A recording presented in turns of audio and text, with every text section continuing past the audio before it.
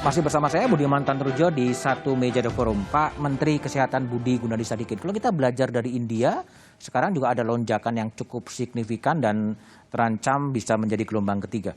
Potensi itu ada di Indonesia? Kemungkinan besar ada ya. Karena kita lihat di negara-negara lain yang Omikronnya sudah masuk, demikian juga. Contohnya Afrika Selatan, Inggris, Norway, Denmark, Amerika, begitu. Artinya gelombang ketiga itu akan melebihi, puncaknya akan melebihi gelombang kedua pada bulan Juli dan Agustus? Dari sisi jumlah kasus, kita melihat demikian. Dari sisi hospitalisasi, kita lihat 30% sampai 50% di bawah. Di bawah Juli? Di bawah hospitalisasi di lonjakan sebelumnya. Sedangkan dari sisi kematian juga sekitar 10-20% di bawah dibandingkan dengan lonjakan sebelumnya. Jadi misalnya gini, kalau Delta dari 100 orang yang kena, 20% masuk rumah sakit, 20 orang masuk rumah sakit. Oke. Kalau Omikron itu antara 6 sampai 10 yang masuk rumah sakit. Dari 100? Dari 100. Jadi dari 100 yang kena, kalau Delta 20 orang masuk rumah sakit. Kalau Omikron data yang sekarang 6 sampai 10. Oke. Karakternya memang sangat cepat menyebar. Karakternya sangat cepat menyebar. Tapi tidak semematikan, tidak sefatal Delta. Dari data-data yang ada, gelombang ketiga itu akan terjadi kapan? Setelah libur Natal dan Tahun Baru, orang itu seperti itu? Kalau yang saya lihat, sejak masuk, itu lumayan cepat naiknya. Jadi nggak sampai sebulan sejak dia masuk, itu naik cepat. Cuma bedanya kalau Delta kan berprosesnya sampai dia naik sampai peak, itu mungkin sekitar 2,5 sampai 3 bulan. Kalau ini sampai peaknya mungkin 2 minggu sampai 3 minggu ya. 2 minggu sampai 3 minggu sejak ditemukan? Sudah sampai peak, kemudian dia turun. Kemudian dia Tapi turun? cepat sekali naiknya. Oke. Dan itu jadi range-nya sekitar 1 bulan, kalau Delta itu 3 bulanan, 4 bulanan. Seluruh kurvanya itu dia jalani ya. Jadi lonjakan gelombang kedua di UK misalnya itu 3 bulan, 4 bulan, yang ini 1 bulan udah turun. Meskipun akan ada lonjakan, tapi tidak perlu khawatir karena kemudian peluang probabilitas masuk rumah sakitnya lebih kecil daripada Delta. Ya, artinya tetap mesti hati-hati dan waspada, lindungi diri kita jangan sampai tertular. Tapi kalau toh pun penularan nanti naik, jumlah kasus, nggak usah paranoid. Kenapa? Kata kita nanti lihat, perhatikan yang masuk ke rumah sakit. Ada pengalaman di negara lain yang masuk rumah sakit 30% sampai 50% dibandingkan Delta. Dan sekarang berita baiknya adalah obat untuk COVID itu sudah ada, sudah tersedia.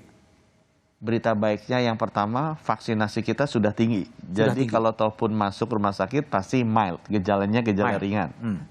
Ya bagus. Yang kedua, obat antivirus udah 2 yang disetujui oleh FDA. Satu adalah Molnupiravir buatan Merck, yang kedua adalah Paxlovid buatan Pfizer.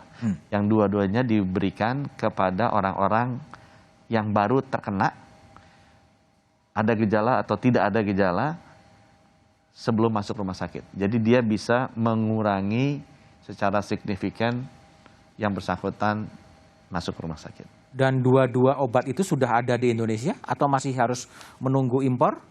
Yang Molnupiravir dari Merck sudah datang kemarin. Sudah datang? Sudah datang. Yang Paxlovid sedang dalam proses. Karena yang Paxlovid memang belakangan disetujui oleh FDA. Nah sekarang kan ada vaksin yang berjalan untuk pencegahan dan ada obat yang kemudian untuk mengurangi gejala atau kemudian mengobati. 2 track ini akan berjalan secara bersamaan atau ya udah kalau obatnya udah ada ya sakit diobatin, tidak perlu vaksinasi. Gimana Pak Menteri? Kalau saya pengen proteksinya kalau kita kedinginan, selain pakai kaos dalam, pakai sweater juga ya, mendingan pakai dua-duanya. Jadi kalau saya bilang vaksin itu kan untuk orang-orang yang masih sehat. Perlindungan yang kita berikan ke orang-orang yang masih sehat. Tapi kalau orang-orang sehat ini pun tertulari, nah kita punya obatnya sebagai benteng yang kedua gitu, tameng yang kedua. Artinya vaksinasi tetap akan Vaksinasi tetap akan kita jalankan untuk orang-orang yang masih sehat ini, untuk orang-orang yang terinfeksi dan ada gejala kita kasih obatnya. Oke, ini juga ada pertanyaan dari netizen melalui Instagramnya Satu Meja. Apa aturan dan sanksi bagi orang yang tidak mau divaksin dosis kedua? Ada nggak aturan sanksi bagi orang yang udah dosis pertama udah cukup lah, nggak perlu dosis kedua lagi?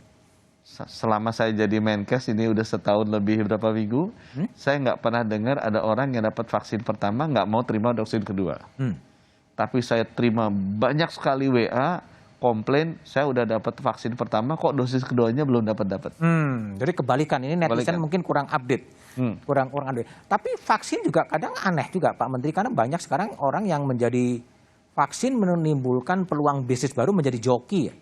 Sampai di Sulawesi atau di mana sampai orang vaksin sampai 16 kali gitu kan, dan tadi yang di berita juga mengatakan ada yang kemudian ditangkap karena joki vaksin gitu. Ya negara kita ini benar-benar bineka tunggal ika ya.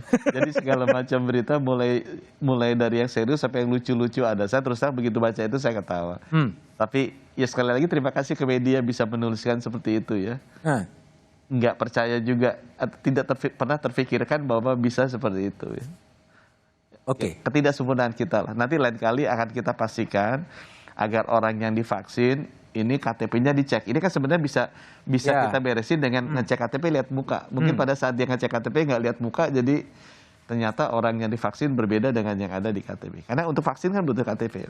Dan belum ada penelitian juga ya, orang divaksin 16 kali kalau benar dampaknya seperti apa ke tubuh? Ya kita juga belum tahu ya. Belum ada uji klinis yang secara saintifik menjelaskan itu. Oke. Kalau booster vaksin ketiga itu jadi prosesnya gimana? Itu akan menjadi vaksin yang berbayar, vaksin yang kemudian digratiskan oleh pemerintah melalui fasilitas-fasilitas kesehatan pemerintah atau seperti apa? Itu rencananya nanti akan diputuskan hari Senin depan. Oleh Presiden? Oleh rapat kita. Oleh rapat. Tapi gambarannya vaksin itu boleh memilih gitu? Vaksin Sinovac, Sinovac, Pfizer, Moderna, AZ atau gimana? Jadi gini, vaksin yang dosis 3 atau vaksin booster ini sudah dites, dia emang akan meningkatkan antibody, level antibody. Di seluruh dunia dia mulainya di usia dewasa, 18 tahun ke atas sesuai dengan rekomendasi WHO. Kemudian dia bisa homolog, satu jenis atau heterolog, campur, jenisnya berbeda. Dia bisa satu dosis atau setengah dosis, seperti yang sudah dikeluarkan khusus untuk Moderna oleh FDA dan CDC. Karena memang Moderna itu kipinya agak tinggi, kuat sekali. Kipinya tinggi ya. Sehingga dengan demikian CDC sama FDA bilang boosternya setengah dosis saja. Nah kita sekarang sedang melakukan penelitian dengan timnya profesor-profesor dari ITAGI, Indonesian Technical Advisory Group on Immunizations. Semua kombinasi coba Sinovac, AstraZeneca, Sinovac, Pfizer, Sinovac, Moderna. Dan Pfizer, Modernanya itu kita coba half doses atau full doses. Hasil sementara sudah ada, kita tinggal menunggu hasil lengkapnya yang insya Allah keluar tanggal 10 Januari. 10 Januari. Karena kita sudah declare akan jalankan itu mulai 12 Januari untuk orang-orang yang sudah 2 kali vaksin dan sudah 6 bulan. Karena hasil risetnya menunjukkan bahwa kenaikan titer yang paling tinggi itu terjadi kalau 6 bulan sesudah dosis kedua. Jadi kalau disuntikannya 3 bulan sudah dosis kedua naiknya itu nggak tinggi. Tapi kalau disuntikannya 6 bulan sudah dosis kedua itu kenaikannya tinggi. Jadi kita ambil angka 6 bulan seperti itu. Nah kalau nanti itu udah keluar, yang menentukan adalah apakah half dose-nya Pfizer itu sama single dose-nya beda apa enggak.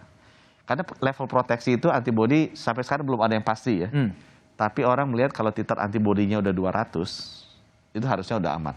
Karena itu yang dipakai untuk plasma convalescent juga.